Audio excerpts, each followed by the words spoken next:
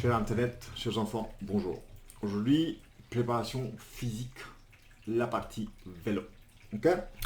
Avant de commencer tout ça, si vous êtes intéressé à me suivre, si vous êtes intéressé à me rejoindre dans ma petite aventure, n'hésitez pas à m'écrire dans les commentaires. Voilà, donc, pour toute question, pour tout renseignement, dans les commentaires. Aujourd'hui, préparation physique générale pour le vélo. Donc, ça sera que des généralités, mais ça va bien nous occuper pendant 2-3 minutes. Le vélo, sur un triathlon, va vous prendre le plus de temps.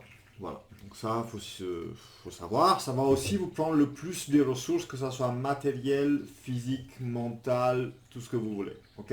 Parce que si vous voulez faire un triathlon en format Ironman, c'est 180 km de vélo. Ça va vous prendre entre 5 et 8 heures. Bon, voilà, en moyenne, on a pris une moyenne. Et donc, il faut beaucoup de préparation. Et il faut beaucoup de matos. Que ce soit le vélo, le casque, les chaussures, les pédales et tout ça. Ou la bouffe que vous allez prendre sur le vélo si vous voulez faire ça de manière hydratée. Voilà. Et aussi tout ce qui est chambre à air, pneus, voilà, tout ce qui est consommable pour le vélo. Donc attention, l'épreuve du vélo, c'est quelque chose qui est très gros au niveau de votre demande. De la demande. Voilà. Donc, qu'est-ce qu'il faut faire? Préparation physique.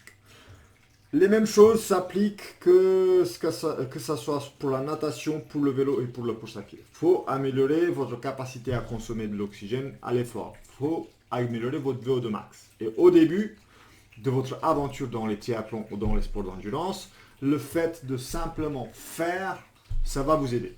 Voilà. Jusqu'à quand? Il y aura un petit plateau.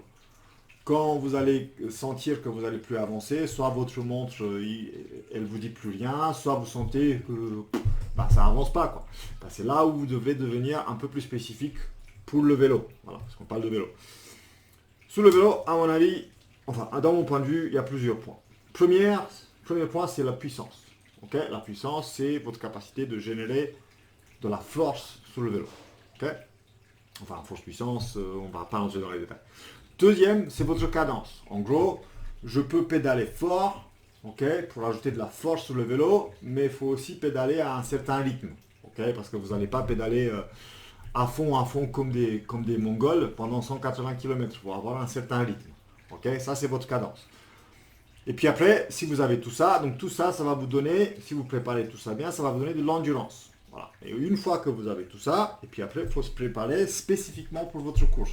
Okay, donc imaginons vous préparez un Ironman qui est sur du plat, faudra sortir et faire principalement du plat pour préparer votre rythme de course et tout ça.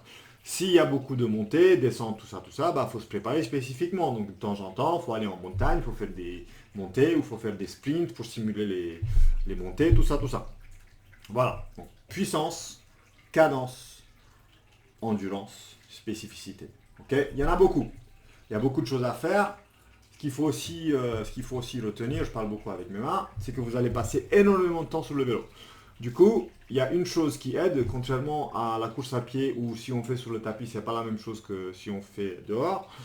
Un home trainer qui est un dispositif sur lequel on pose le vélo pour faire du vélo d'intérieur avec notre vélo à nous. Okay, pas un vélo d'intérieur tout simple, parce que ça c'est pas la même chose. Voilà, donc un home trainer peut vous aider et va vous aider. Pourquoi? Parce que vous n'allez pas vous arrêter à préparer votre vélo si l'hiver elle arrive et vous ne pouvez plus sortir. Non, en hiver, je suis dans la maison et je fais mes 2-3 heures de vélo. Okay, sachant que vous allez passer au moins, si vous préparez comme il faut, entre 1 heure et 4 à 6 heures sur le vélo. Okay, donc ça demande beaucoup de temps. Okay, beaucoup de patience pour voir les résultats.